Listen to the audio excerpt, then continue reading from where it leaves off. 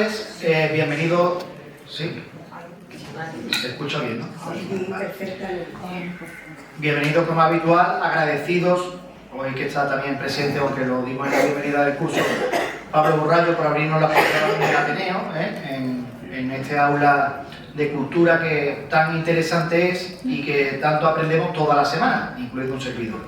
El elenco que hoy tenemos en la mesa es maravilloso, desde el doctor Martos hasta don Miguel, que nos van a hacer un elenco. Hay en este elenco y en esta ciudad muchísimas artistas y muchas personas que han dejado su legado. Me acuerdo precisamente hace poco que lo hablé con Balbas, un gran escultor de siglos atrás, que dejó el legado del barroco aquí en Sevilla, en varios altares, en varias insignias que tenía la ciudad. Pero uno de los legados importantes que está dejando don Miguel es el patrimonio literario.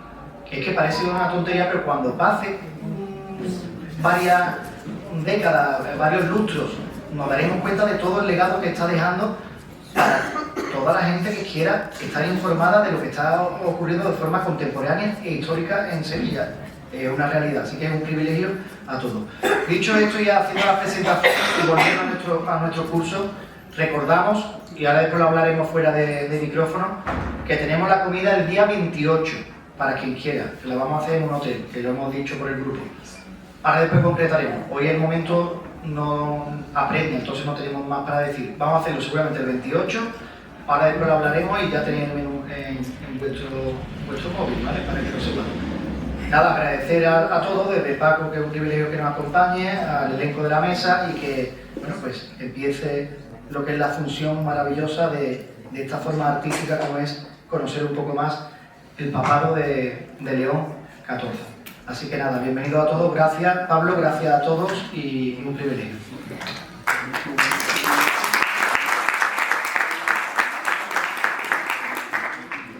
Buenas tardes, es un placer de nuevo estar en estos dos sitios, el Ateneo como Ateneo y en el curso o cátedra de tradiciones sevillanas, al que conozco hace mucho tiempo, desde que comenzó con el nombre de temas sevillanos y esto es la continuidad del mismo. Vamos a ver si yo intento contar algo que os interese sobre estos libros. Lo primero, voy a arrancar diciendo por qué estos libros y desde Sevilla. Nosotros somos un pequeño grupo de periodistas y allegados a los periodistas, entre los que se encuentran el profesor Martos, el profesor Fernando de la Portilla, el doctor Fernando de la Portilla, el doctor en Historia Pablo Burrallo, el periodista Paco Correal, que ya venimos haciendo bastantes libros sobre temas de interés. Somos una editorial, entre comillas, porque no es una editorial al uso, más periodística que literaria. Digo esto para explicar el porqué de la premura y de la rapidez por la que editamos los libros.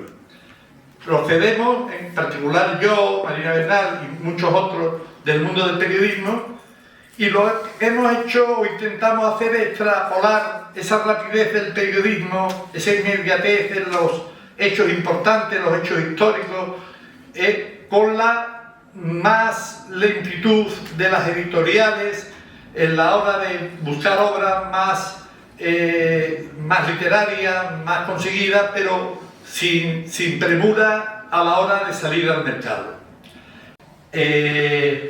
No podíamos otra cosa que ofrecer a lo mejor el ser los primeros, pero ser los primeros a nivel mundial.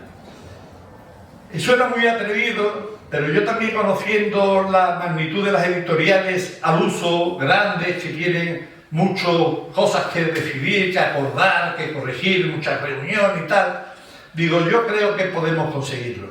Y el atrevimiento fue mayúsculo desde que inscribimos el nombre en el depósito legal con el nombre de primer libro sobre el Papa León XIV. Obviamente eso se hizo el primer día que se eligió el Papa, el día de la Fumata Blanca, que si recordáis, si no lo recuerdo yo, era jueves de feria de Sevilla. Yo había preparado a 10 periodistas todos ellos con vinculación o con un gran conocimiento y religiosidad, por lo menos de la Iglesia Católica y del cristianismo, no 10 cualquiera, y que fueran de distintas facetas, como he dicho, del derecho, de la historia, de la medicina, del periodismo, de la televisión, de distintos campos, para que al final la lectura de esas crónicas pues tuviera una primera impresión, porque no podíamos hacer más de quién era el nuevo Papa. Entonces resultó que ese día era jueves de feria, por lo que ya teníamos preparado, a los 10 le habíamos dado un plazo de 48 horas desde que se proclamara el Papa, que se ponía pues, el sábado, viernes y el sábado de feria, el domingo. Habíamos puesto en antecedente a los maquetadores, a la imprenta. El maquetador estaba preparado, pero claro, le cogió lo mismo, y la imprenta estaba que el lunes siguiente, el lunes ese, tenía que estar ya en imprenta para el viernes, o lo más tardar el lunes siguiente, estar ya en todas las papelerías, en todas las librerías de Andalucía y de España, porque se hizo con carácter, el lanzamiento se hizo con carácter nacional. Pero no empezamos y no se escribió ni una sola línea antes, puesto que no sabíamos absolutamente nada del Papa. ¿Por qué lo hicimos ya medianamente o lo he explicado? Nosotros solemos hacer de la editorial periodística temas que sean de noticias, que sean noticiosos y que no se produzcan muchas veces. Un hecho es noticioso cuando es sorprendente, cuando es único, cuando no se va a repetir habitualmente. Entonces, yo estoy a punto de cumplir los 69 años y yo había conocido 7 papas, no había conocido más. Pío XII, que falleció cuando yo tenía 2 años, en el año 58, yo nací en el 56, del que no tengo la más mínima conferencia, pero el resto de los papas, en estos 70 años cortos de mi vida, habían sido 7, por lo que esto era, digo, bueno, pues la media es que hay un papa cada 10 años, ya con mucha suerte o mucha desgracia, el próximo papa, o sea, el próximo libro, el próximo nuevo papa, la próxima fumata blanca no se va a producir hasta dentro de 10 años. Hay excepciones. Juan Pablo I, como sabéis, duró muy poco, un mes, pero Juan Pablo II, que vino a Sevilla en 2 ocasiones, estuvo 20 años. Este papa, por la edad en la que ha sido proclamado papa, da la idea que va a tener un pontificado más duradero que algunos que le hacen papa con mayor edad. Y otra broma que gastábamos con los amigos es que el papa León XIV cumplió el 14 de septiembre 70 años, pero cuando fue proclamado papa tenía 69. Entonces yo, con mis hermanos y mis amigos y tal, mi hermano es uno mayor que yo, tal, le dije, ¿os habéis dado cuenta que los papas eran siempre señores mayores? Porque la iglesia así lo nombraba, con bastante experiencia, bastante edad. Te das cuenta que ya hasta los papas son más jóvenes que nosotros, ¿no? Hay un papa que es más joven, lo que es la historia.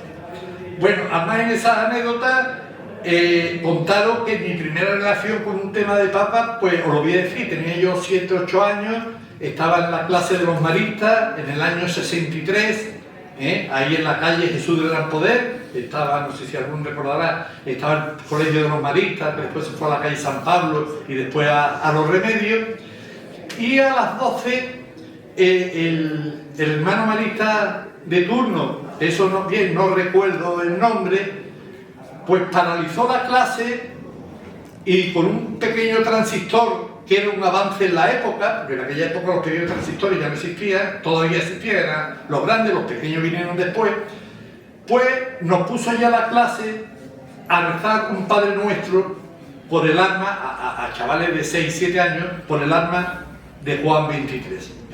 Falleció, era el año 63, yo nací en el 56, en diciembre, pues en el 57, pues 6 añitos tendríamos la clase y tal. Y claro, obviamente todos rezamos por el Papa Juan XXIII sin tener la más remota idea todavía a esa edad ni de lo que era un Papa, ni de lo que suponía la muerte de un Papa, ni nada por el estilo.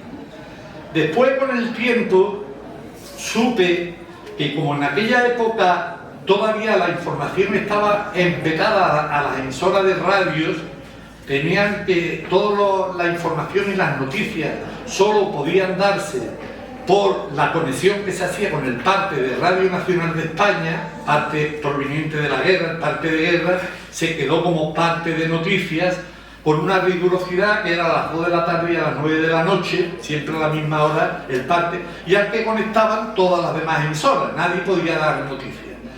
Y yo supe con el tiempo que la cadena COPE, que entonces no se llamaba COPE, se llamaba Popular, o quizás todavía Radio Vida, que nació ahí en los jesuitas, ahí en la calle Jesús de Gran Poder también, quizás fuera todavía hasta Radio Vida, no había tomado el nombre ni de Popular, Popular fue un poquito posterior, cuando ya se marchan a la calle Vírgenes y demás.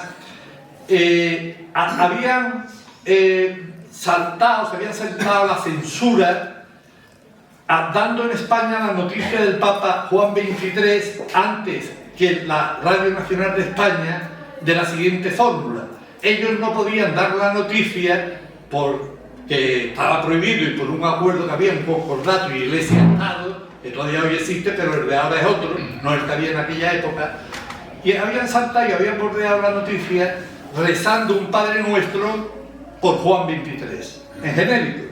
Y así fue como yo me había enterado, que no supe, después me enteré que la noticia de España se fue de esta manera como se había conocido. Y yo tuve en directo, gracias hermano Marita, de escucharlo, cómo se había bordeado la censura para poder dar la iglesia, la radio era de la iglesia de los jesuitas, propiedad de los jesuitas, pero sin embargo no podía dar esa noticia que tenía un carácter internacional importante, como el fallecimiento y los nombramientos de todos los papas. Después tuve relación con Juan Pablo II, me acuerdo perfectamente cuando vino a santificar a San Ángela de la Cruz. Estuve en el viejo aeropuerto de Sevilla, que lo recordaría antes del 92, eran dos pequeñas, uno para entrada y otra salida, y que se llegaba caminando hasta el avión para montarse, acordaréis los más mayores, los de mi edad, que no se veía nada de lo que vivía en un aeropuerto. Bueno, pues allí estuvo con un recién llegado, Carlos Amigo Vallejo, recién llegado de Túnez, y estuvimos allí como 2 horas con 4 o 5 periodistas más esperando la llegada del Papa. Y bueno, tuve la suerte de conocer a Carlos Amigo en ese momento que te había llegado. Me comentaba que él había jugado baloncesto en Túnez y yo también era jugador de baloncesto, estuvimos hablando, y conocí de cerca, por llamarlo de alguna forma, ¿no?, al Papa, y después estuve lógicamente, creo que fue ahí en el recinto de la feria donde se produjo la beatificación de Juan XXIII. Y después el mismo Papa, Juan Pablo II, regresó cuando vino a la aldea del Rocío, a la famosa que todo el mundo sea rociero, que tan orgullosos están todos los rocieros de aquella.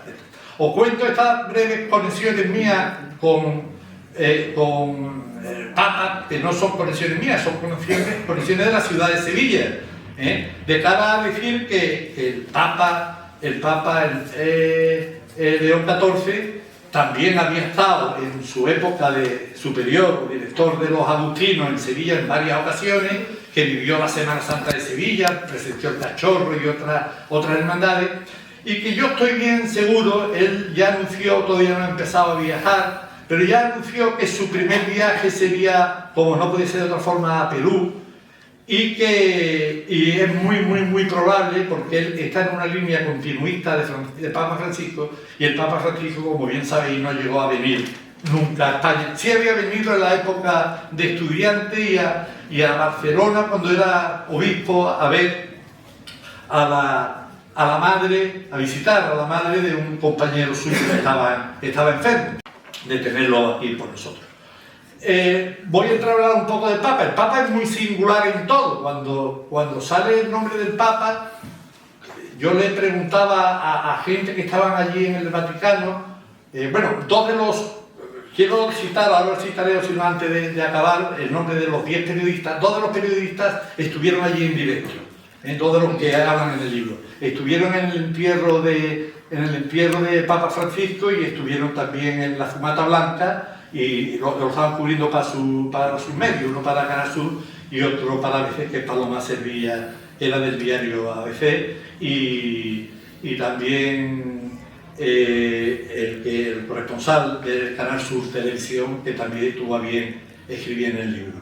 Pero creíamos que era bastante valor. Ahora, cuando sale el nombre, yo le preguntaba a esta gente, bueno, ¿y ustedes quién lo conociese? No, nadie. Allí nos mirábamos todos, mirábamos al típico o teórico. Bueno, os cuento porque es curioso, a mí me llamó la atención. Cuando llegan al cónclave, le dan a todos los obispos, a todos los cardenales, perdón, un librito, como una revista, que es como un catálogo de todos ellos. Y viene en cada página, yo me quedé cuando viene en cada página la foto y la historia de cada uno, porque claro, entre los 200 y pico, ellos no se conocen tampoco.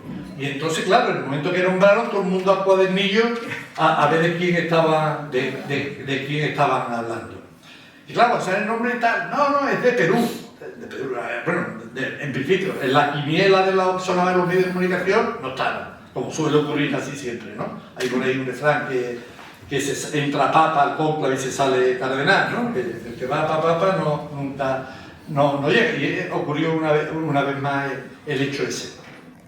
Y claro, y ya el segundo dato, 69 años, pues han optado por uno joven, comparado con los anteriores. Y es matemático. Joder, esto es el primer papa matemático. Podría tener cualquier carrera, ¿no? Pero un papa que tendrá que ver la matemática. Pero digo más, es que tenía la carrera de matemática y daba clases de matemática en Estados Unidos ya cuando se mete al seminario. Entra al seminario con 24 o 25 años y ya era profesor de matemáticas. Luego era deportista. Una de las primeras visitas fue a un tenista, que también fue un poco criticada por alguna gente y tal, pero porque para él el tenis era lo suyo más fundamental, es muy deportista. Era también filólogo, lógicamente era misionero, que tampoco ningún papa había sido misionero, pero yo digo misionero durante casi la mayoría de su carrera sacerdotal, porque en la misión en Perú está 30 y tantos años de su vida, y tiene 69 y se hace sacerdote con 20 y tantos, con 24, o sea, que imaginaron que toda su vida es en el Perú. Hago un paréntesis porque aquí veréis no un libro, sino 3. Efectivamente, en el primero fuimos los primeros en salir, en todos los mercados y demás, y tuve la posibilidad de conectar con la comunidad peruana, no comunidad como tal, con personas de Perú que viven en Sevilla, que hay muchos, que hacen hasta sus procesiones de sacarnos a su Señor y demás. Y estaban todos manifiestamente enfadados un poco porque todo el mundo decía el segundo papa norteamericano, porque claro, Francisco todavía era americano, segundo papa americano, y yo decía, no, papa americano no, él tenía la doble nacionalidad, en el libro recogemos hasta el carnet de identidad de peruano, viene ahí el libro recogido, dice, no, el papa es peruano, o algo más de doble nacionalidad, pero su parte religiosa y misionera, su ejercicio de la vocación sacerdotal es mayoritariamente en Perú. Yo me quedé dándole vuelta a una mera queja, digo, pero es que llevan más razón que un santo. Rápidamente empezaron a salir los demás libros de la editorial de esto, uno tal. Yo rápidamente los compré todos, ya puede haber por lo menos en el mercado 15. Pero al mes, nosotros salimos a la semana, al mes podía haber 8 ya. Libros, unos mejores, otros peores. Uno era historia de los papas, genérico a lo que le habían añadido un papa más, pero otros estaban hechos por periodistas que llevaban 20 años trabajando en el Vaticano, gente muy formal, pero lógicamente con libros que no se dan. Y entonces me propuse, digo, pues tenemos que sacar un libro que diga de misionero peruano a Santo Padre. Era el contraste, ¿no?, de que había llegado de unas misiones de allí del Perú a llegar a ser pontífice de la Iglesia y a lo máximo de las misiones. Y escogimos esa foto que de ahí creo que veis, que es la única forma que hay en Perú de ir de una aldea a otra para dar misa, para predicar, para dar clase, para todo. Esa foto, bueno, cuando hicimos el libro empezamos a buscar fotografías, conectamos con Perú, la mayoría nos llegaban de Perú, de una agencia que hay religiosa, que rápidamente orgullosos empezaron a distribuir fotos de toda su época de misionero en Perú, y entonces por eso sacamos ese segundo libro en el que los textos son prácticamente recogido de gente peruana y de lo que se dijo en Perú sobre el Papa al conocerse que era el Papa y reacciones de la gente de cómo había sido sus misiones y demás. Y luego, pues ya comprobé, este libro tiene 60 o 70 fotografías a todo color, un grosor y tal, y vi que de los 8, 9 o 10 que salían al mercado, pues había libros, y el precio era 25 euros en el mercado, que salían libros a 14 euros, a 16, claro, sin fotos, solo textos, que son más baratos y más pequeños. Y entonces me vi obligado a hacer la edición de bolsillo, que no deja de ser las 10 crónicas mismas, el texto es el mismo, pero sin la foto, para que saliera a precio de 15 euros al mercado y que llegara a mayor número de gente y poder competir un poco con la competencia. Por eso hoy estamos presentando un libro, ¿no? Estamos presentando 3 a la vez, pero claro, con la misma temática. Os voy a dejar porque yo soy muy peligroso, como estaréis viendo, y me estoy viendo yo mismo. Solo voy a leer a los 10 periodistas o colaboradores del libro y vamos a dar paso porque quiero que hable el profesor Marto como coautor algo, Pablo como coautor algo y Pablo Correal, el relativo como coautor algo. Mire, los 10 periodistas son Paco Correal, como ya les hemos dicho, medalla de la ciudad de Sevilla, el periodista del diario de Sevilla, Manuel Capelo, durante muchos años director adjunto, ya jubilado del diario ABC de Sevilla, Javier Rubio, todavía hoy comentarista, periodista en activo de la página de Iglesia del ABC de Sevilla, Sergio Morante, que era el corresponsal de Canal Sur, que estuvo allí cubriendo todo aquello, Paloma Servilla, que es la periodista del ABC de Madrid, que también tuvo la suerte de ser la primera vez que le mandaban, que ella estaba deseando de cubrir alguna vez una elección de Papa y tuvo la suerte de que la llamara, el historiador Pablo Borrallo, el cirujano Fernando de la Portilla de Juan, que también ha hecho otros libros como nosotros, como el relato médico de la pasión según Sevilla, que ha tenido bastante éxito, el catedrático de Derecho Penal, don Juan Antonio Martos Núñez, que también ha hecho con nosotros el libro de la Esperanza Macarena,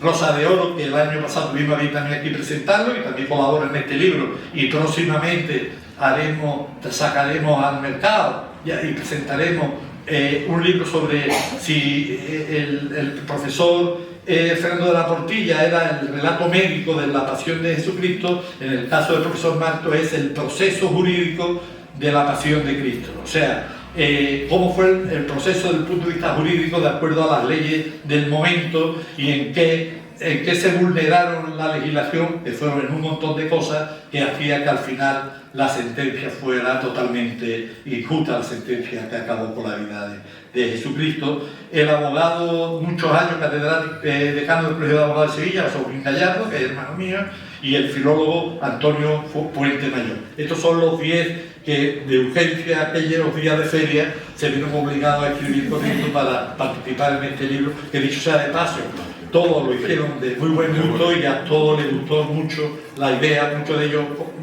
periodistas, la idea de intentar ese reto, de intentar conseguirse lo primero.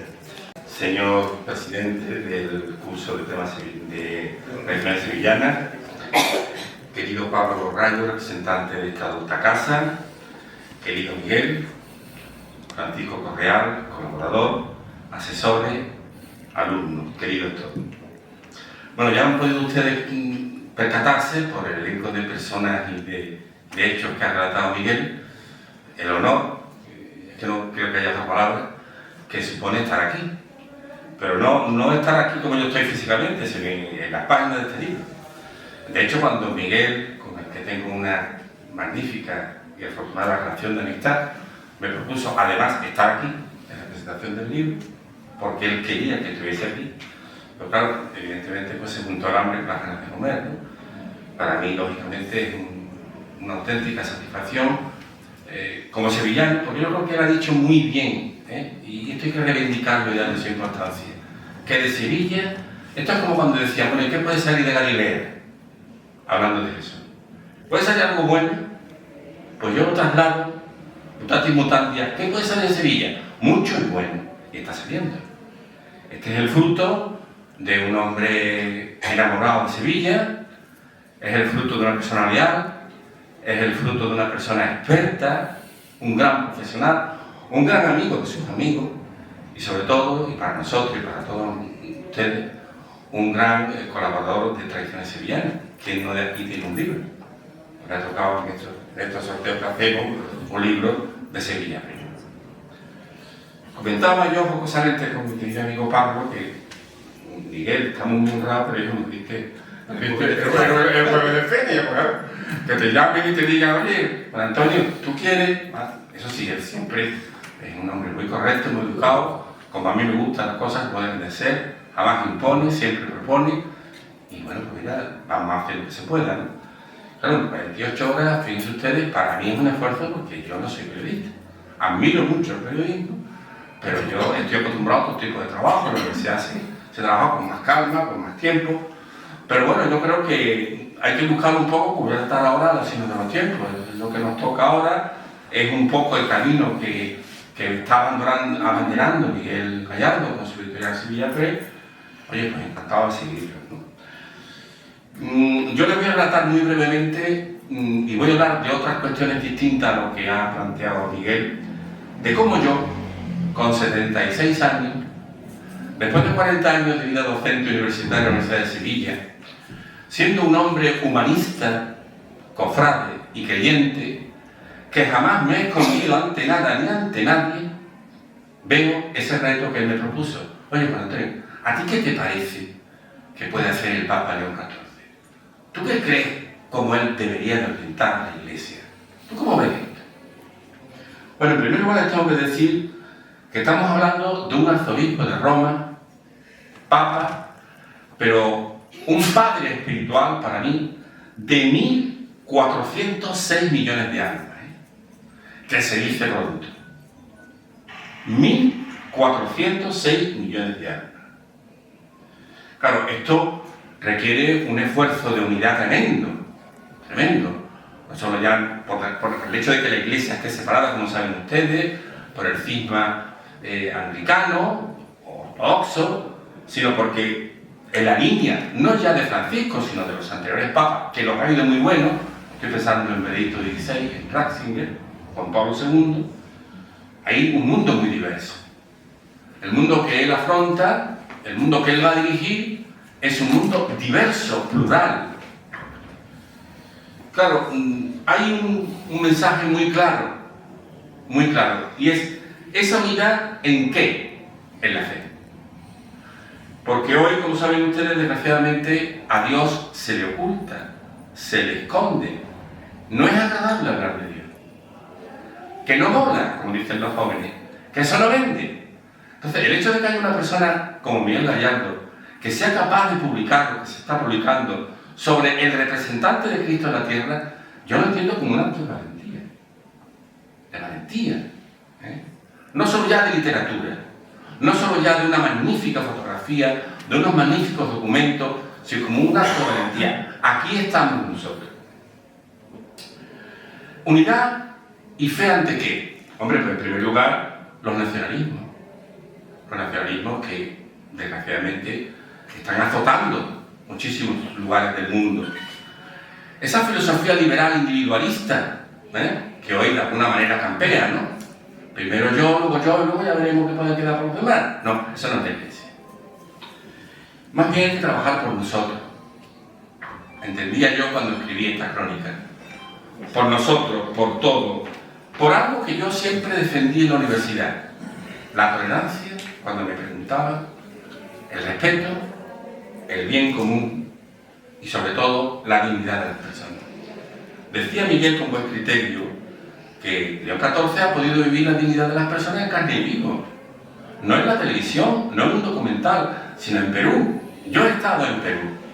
Yo sé lo que hay en Perú. Por tanto, puedo comprender perfectamente ese espíritu misionero, que es lo que la Iglesia necesita. Por eso no hay ruptura, no hay continuidad. Hay un Papa Francisco que hablaba de una iglesia salina, de una iglesia de los pobres y para los pobres.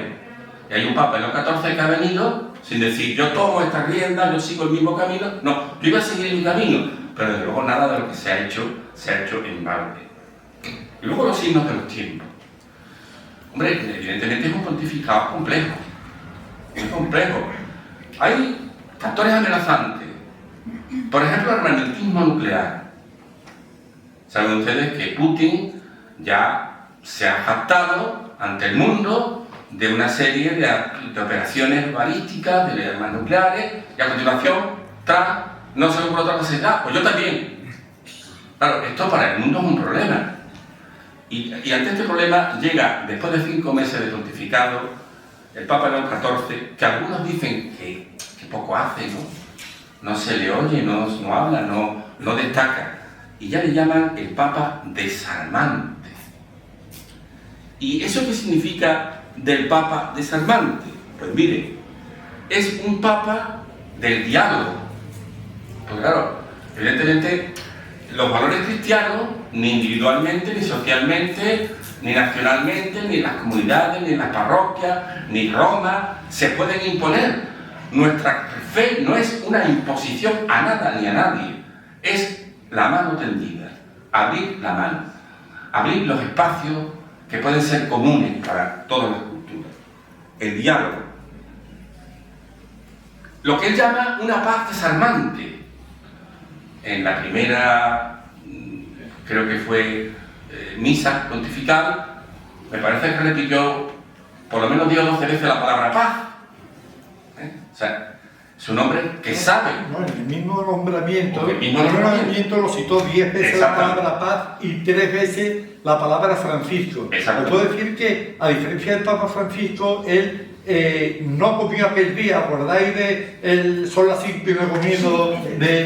Bueno, pues él tampoco comió. Él ya, cuando se sabía que iba a ser el Papa ese día, se fue porque prefería escribir antes que improvisar. Y en algo escrito bien pensado, él puso queriendo 10 veces la palabra paz, en algo más que 2 folios o 3, 10 veces la palabra paz y 3 veces la palabra Francisco. Lo que nos indica que era continuista en principio y en segundo lugar que ojalá terminara siendo reconocido, una cosa que es muy difícil, como el Papa de la Paz, si lo consiguiera. Esto parece palabra hueca, ¿no? Porque esto, en fin, con la suntuosidad de los templos, con la suntuosidad de las imágenes, con la suntuosidad de las procesiones, etcétera, etcétera.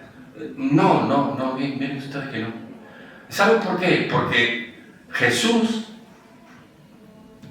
el fundador de nuestra iglesia, no lo olviden, Jesús, el que dijo que sobre mi iglesia no va a prevalecer el mal, no va a prevalecer las fuerzas del mal, instaura su iglesia sobre las bienaventuranzas. Primera base. Segunda base, su madre, la Santísima Virgen. Que aquí la queremos, la adoramos, que somos la tierra de María Santísima, pero que no olvidemos que en el Magnífica María dice muy claramente y se decanta por los pobres de este mundo. Y ya, pues para terminar, yo solamente deseo decir que entiendo que el Papa León XIV ha instituido y se ha autotitulado así como sucesor de León XIII. Bueno, León XIII escribió el Rerum Novarum. Esto no es casualidad, ¿eh? En la Iglesia no hay nada de casualidad, ni hay nada por azar. ¿Y por qué el Rerum Novarum? Porque de alguna manera yo creo que el Papa, un hombre afable, un hombre simpático, un hombre dialogante, un hombre amante de la paz, lo que procura y lo que entiendo que va a procurar, siguiendo en eso sí, por supuesto, la senda del querido Papa Francisco, es esa opción de la Iglesia por los pobres, la cosa común, la cosa de todo. Sin olvidar, por supuesto, la parte ecológica, el cuidado de la casa común, y por último, una cosa muy importante que se ha dicho aquí, es agustino. Quiere decir que si es agustino, su fuente, su base está en San Agustín. ¿Y qué es lo que caracteriza a los agustinos y a San Agustín? La ciudad de Dios. Esta, la que nos ha tocado vivir. No busquemos un reino de Dios por otros sitios que no. Aquí. Y aquí todos, de alguna manera, por supuesto el Papa por delante a la cabeza, tendremos que luchar para ser cada uno en su ámbito, en sus posibilidades, misioneros de la esperanza y, por supuesto, intentando cada día que el reino de Dios, esa ciudad de Dios de San Agustín, a la que por supuesto sigue León XIV, se consiga en esta línea. Muchas gracias y buenas noches, Miguel. De lo que se ha dicho, por cierto, yo con el profesor Marto creo que nos hemos cruzado nadando en la piscina de crédito. Yo lo conocí nadando.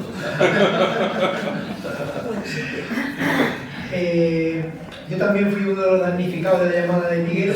Yo no recuerdo del jueves de feria, lo que sí recuerdo es que la fumata blanca fue el día que el Betis eliminó a la Fiorentina. Y me acuerdo que estaba yo había ido a comprar al día de la plaza de Montesión, no sé qué cosa, una cosa de urgencia de la casa, y me llamó María José y me dijo, ya hay papa, pero todavía no se sabía. Entonces yo salí corriendo desde el día de Sí, Montesión. las 2 horas y media, 2 horas desde que se dijo ya hay papa a que salió al balcón. Ayer fue precisamente León Magno, fue San León Magno, y cuando nosotros visitamos en el 2022, fuimos de visita a Italia y entramos en el Vaticano, y mira que en el Vaticano hay maravillas, hay cosas extraordinarias. Y a mí me impresionó un cuadro que hay en uno de los altares del encuentro entre León Magno y Atila. O sea, León Magno es el papa que frena a los bárbaros. Y este León, este Robert Prevost León XIV, peruano de Chicago y de Chiclayo, bueno, pues sus bárbaros son frenar a las barbaridades de este mundo. A algunos le ha puesto nombre incluso el profesor Martos. Yo recuerdo perfectamente el día que murió el Papa Francisco, ese día entraron los albañiles en mi casa. Y tuvimos tres meses fuera de casa, acogidos a una samaritana amiga que nos dejó la suya sin televisión, con lo cual estuvimos 3 meses desconectados. Fue maravilloso porque leí lo que no hay en los escritos, nunca mejor dicho, incluida la autobiografía del Papa Francisco. Y entonces muchas de las cosas que después se han sabido del Papa León XIV estaban un poco prefiguradas en ese pontífice, ¿no? Es curioso porque el Papa Francisco se muere y a la semana siguiente, justo el domingo siguiente, se muere Mario Vargas Llosa. 2 hombres monumentales nacidos en el 36, dos personajes del año 36 que mueren el mismo año. Y este Papa norteamericano de Chicago, que es del Perú, o sea que sigue al Papa Francisco, pero también conecta con Vargas Llosa. Es un poco esas bromas, esas casualidades que tiene el destino. Y claro, como los cardenales tenían que elegir, pues aceptaron una de 14, ¿no? León 14. Yo voy todos los días a ver a mi nieta y paso por la calle León XIII, que como decía el profesor Martos, pues es el Papa que, digamos, que le da humanidad a la falta de humanidad que tenían las propuestas del marxismo, ¿no? O sea, es un poco el Papa más revolucionario de la revolución industrial. Y bueno, pues me ha cogido un poco en fuera de juego la invitación de Miguel, porque estaba tomando nota de lo que estaban diciendo ellos. Ya no puedo tomar nota de lo que yo estoy diciendo. Pero yo estoy muy esperanzado con este Papa. Es el primer Papa que nace el mismo año que mi cuñado Eulogio. Y creo, yo también soy de la quinta de Miguel, que yo era muy pequeñito, o sea, cuando yo nací, el Papa Pío XII me quedaban, vamos, 2 telediarios. De hecho, cuando se inaugura en la temporada 58-59 el estadio de Nervión, el Sevilla-Betis se juega con Pío XII y el Betis-Sevilla ya se juega con Juan XXIII. Y yo le auguro a este Papa, que además a mí me gusta que no se le oiga entre comillas. Que eso que dicen que no habla. Eso como esa película de John Ford, For Apache. Si no los ha visto, eran apaches. Si no lo oyes, es que no deja de hablar. Muchas gracias.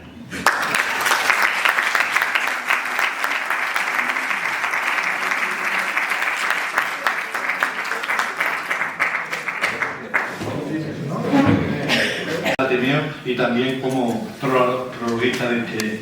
No, prologuista no, como autor del libro, porque no hay prólogo, son una serie de artículos continuados, todos ellos forman el libro. Bueno, pues ahora sí, en mi calidad, en este caso, de participante de esta obra de Miguel Gallardo, de este primer libro sobre León XIV, la experiencia que tengo es una experiencia que se viene repitiendo en el tiempo con Miguel, y es la premura que él tiene a la hora de encargarnos un libro. Verdaderamente creo que el subtítulo de este libro le hace plena justicia a un trabajo sumamente periodístico, porque en el fondo él le pone 10 crónicas de urgencia. Urgencia fue la que nos metió Miguel un jueves de feria, que no habíamos ni para la feria. Yo me acuerdo que estaba poniendo la corbata y de pronto había fumata. Yo no la esperaba porque pensábamos que iba a ser una proclamación un poquito más traída en el tiempo. Se adelantó. Y bueno, pues yo le pregunto a Miguel, bueno, ¿cuándo lo quiere? Me dice, lo quiero ya. Digo, ¿pero ya cuándo es? Y dice, ya mañana. Esto hace poco también me ocurrió, era un domingo por la mañana, estaba tomando café.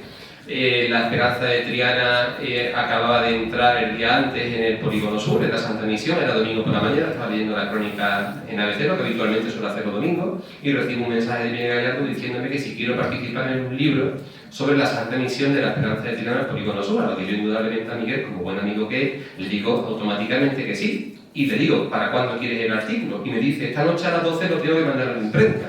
Claro, un domingo, ¿no? Bueno, pues así vivimos con Sevilla, ¿no? Más allá de esto, cuando decido sentarme a escribir un poquito sobre el Papa León XIV, pues digan ustedes, un jueves de feria con una persona que no conocía absolutamente nada, ¿qué escribo yo? Por tanto, no es un artículo que verse sobre línea de un posible papado, puesto que ahora vista de una proclamación era absolutamente imposible. Entonces, ¿qué se me vino a la cabeza? Bueno, pues descifrar un poco el contexto histórico en el que el Papa León XIV pues, le ha tocado servir a la Iglesia Católica. Antes hablaba con el profesor Marto, haciendo un pequeño apunte a unas palabras de Miguel. Miguel habla del Papa León XIV como un Papa misionero. Yo estoy absolutamente convencido de que en la sociedad en la que vivimos desde hace muchísimo tiempo, todos los papas ya son misioneros. Y son misioneros por un motivo. No porque este señor, en su momento, haya estado en Perú durante muchísimos años, labor que hay que reconocerle, indudablemente. Allí conoció a don Eduardo Martín Clement. Don Eduardo Martín Clement es el delegado de misiones de la Archidiócesis de Sevilla, es párroco de la parroquia de Santa Cruz. Por tanto, tiene un bagaje como misionero, pero insisto que los papas que vengan, y también algunos anteriores, son todos papas misioneros, porque para cumplir una misión no hace falta irse al tercer mundo. En Europa vivimos, creo que es evidente, no creo que lo diga yo, un tiempo de suma secularización, donde la realidad del valor sagrado se ha desvirtuado absolutamente. Vivimos una sociedad que desgraciadamente, hablo desde la perspectiva del cristiano, le ha dado la espalda a la fe, y estoy absolutamente convencido que si al puzzle le sumamos una inmigración masiva, a veces necesaria, pero que trae oleadas de ideologías contrarias a la fe católica, pues convendrán conmigo en que Europa, Occidente, es tierra ya de misión desde hace bastante tiempo, y por tanto creo que este Papa y los que vengan serán papas misioneros. Al principio de mi intervención les hablaba un poco de la singularidad de este Papa en su posible relación con Sevilla, y les he apuntado la vinculación que tuvo con Eduardo Martín Clement en el Perú, insisto, delegado de misiones del Arzobispado de Sevilla y párroco de Santa Cruz, y también él, siendo padre agustino, creo que era general entonces de la Orden de los Agustinos, visitó Sevilla y visitó el Colegio de San Agustín. El Colegio de San Agustín pertenece a los padres agustinos, está muy cerquita de la carretera amarilla, ya en la carretera hacia Sevilla Este, y las hermanas agustinas del convento de San Leandro pues custodian como oro en plata, como oro en paño, perdón, pues una serie de fotografías de actual Papa León XIV en una de las visitas que hizo a Sevilla al convento de San Leandro. ¿Cuáles son las posibles líneas de este papado? Miren, yo pienso que a veces los hechos son más significativos que las palabras.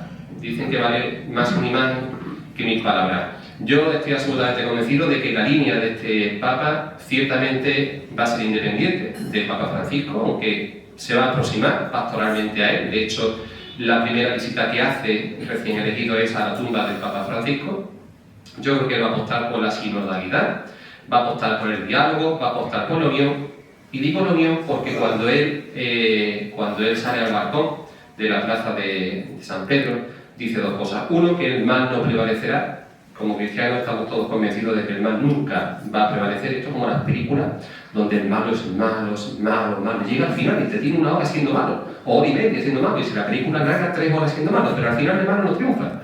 Raro es que algún director no la cuele, porque generalmente el malo nunca gana. Entonces, él va a apostar por eso, y va a apostar también por uno de sus lemas que tenía como obispo, que en castellano es: en el uno todos somos uno. Es decir, el ecumenismo, el caminar juntos. Fíjense ustedes, seguramente si han visto la prensa recientemente, los últimos 15-20 días, o los medios de comunicación, o la televisión, habrán visto cómo el rey de Inglaterra, Carlos de Inglaterra, ha ido a Roma, ha ido al Vaticano, y el Papa, León XIV, lo ha hecho entrar en la Capilla Sixtina, y ahí han orado juntos. Entonces, estamos hablando de que va a ser un Papa muy ecumenista, un Papa de abrir los brazos a las distintas confesiones. Fíjense ustedes que además ha tenido la Iglesia, en este caso anglicana, un detalle, en términos coloquiales, intentar no meter el dedo en el ojo, porque ya que va el gobernador supremo de la Iglesia anglicana, que en este caso es el rey, decidieron que no fuera el arzobispo de Canterbury, que es el jefe espiritual. Por cierto, no es arzobispo, es arzobispa de Canterbury. La Iglesia anglicana actualmente tiene una lideresa, si me permiten la licencia semántica espiritual, una antigua enfermera, creo que se llama Sarah Mulally. Bueno, pues tuvieron el detalle de que esa líder espiritual de la Iglesia anglicana no fuera, y fue el jefe supremo, en este caso el rey de Inglaterra, con lo cual habla un poco del sentido pastoral, del sentido ecuménico de este papado. Una persona que va a intentar abrir las puertas de la Iglesia, como no puede ser de otra manera, apostar por la paz y sobre todo el esfuerzo en el diálogo, porque muchas veces cuando vemos los medios de comunicación, yo creo que ya el sufrimiento está tan presente en nuestra vida, lo vemos tanto, que a veces nos crea hasta indolencia, desgraciadamente. Esto es muy triste de decir. A veces vemos un asesinato, un secuestro, una muerte, una violación, y nos pasa pues como casi desapercibido, porque es una constante, estamos absolutamente bombardeados, ¿no? Pero cuando los medios de comunicación ponen el acento en un determinado punto del mundo donde hay sufrimiento, llámese la franja de Gaza, el Papa León XIV gira el foco y dice: hay sufrimiento, pero no se olviden ustedes que los cristianos, los nuestros, también sufren, y sufren en el Congo, sufren en Nigeria. Y yo creo que la línea pastoral de él va por el abrazo a las distintas confesiones, pero también por la apuesta por la paz para los cristianos que son perseguidos, porque todavía en el siglo XXI, más allá de esas primeras comunidades cristianas, muchos cristianos están dando su vida por Cristo. Igual que Miguel Gallardo, que también, de alguna manera, misionero, porque también le ha tocado ser misionero a través de una editorial, pues en esta etapa de su vida también está favoreciendo la evangelización y también está favoreciendo la obra de Cristo, y lo está haciendo, como dice el profesor Marto, con absoluta valentía, porque escribir hoy día un libro sobre el Papa e intentar además que se venda es un desafío, es un reto en una sociedad como la del siglo XXI, tan fuertemente secularizada. Con esto les agradezco a todos su presencia. Doy las gracias, como no, a la Asociación Tradiciones Sevillanas por acoger la presentación del libro en esta docta casa, y cedo la palabra a Miguel Gallardo, que es el editor de esta obra, para que él proceda, sin precipitarse, a clausurar esta. Muchas gracias.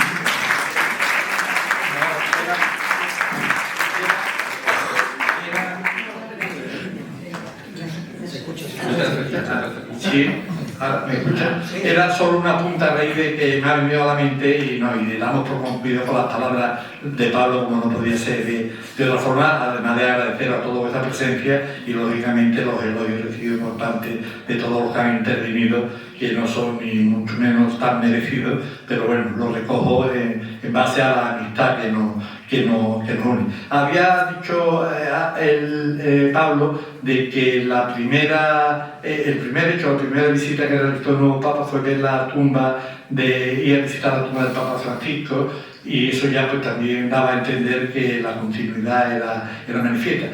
Curiosamente, el Papa Francisco lo había nombrado cardenal año y medio antes de la muerte del Papa Francisco, o sea que tenía claro desde hace 3 años, lo puso en un puesto de responsabilidad en el Vaticano como obispo, que era coordinando todos los nombramientos de todos los obispos del mundo, o sea que tenía que ser conocedor de todos los obispos del mundo para ascenderlos a cardenales y demás, y luego pues lo trajo de nuevo, regresó a Perú y lo volvió a llamar y lo hace cardenal pues año y medio antes de su muerte para que fuera posible ser el futuro Papa. Y decía que la primera visita fue esa, pero la primera reunión que mantuvo fue con los periodistas, que esto no lo he dicho ningún Papa, con los periodistas que habían cubierto el cónclave.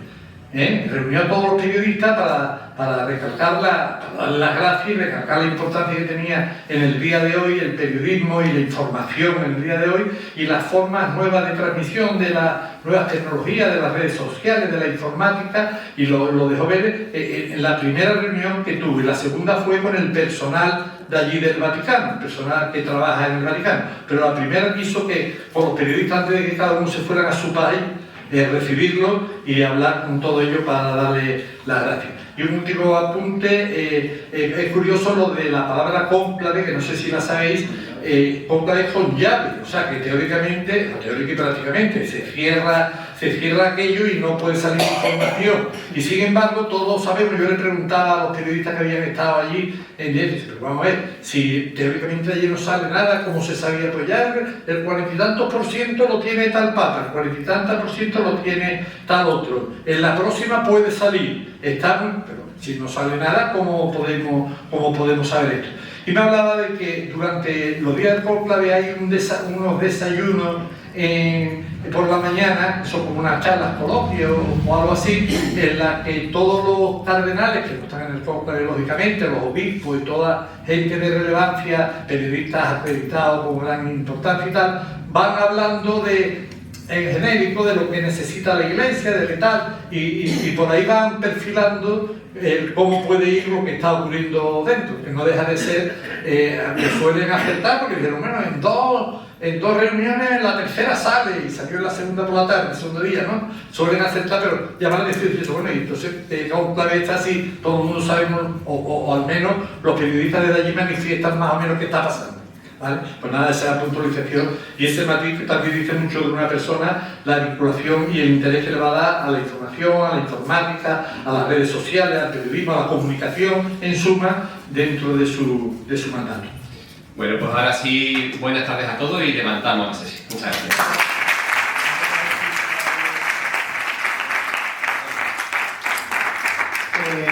Bueno, como habitual, damos Un familiar muy cercano suyo, que yo lo conocía, una profesora, siempre le preguntaba, está muy bien, ha fallecido con 94 años, y Miguel, haciendo un esfuerzo, ha venido como profesional que es, y por eso Miguel, un fuerte abrazo de parte de todos.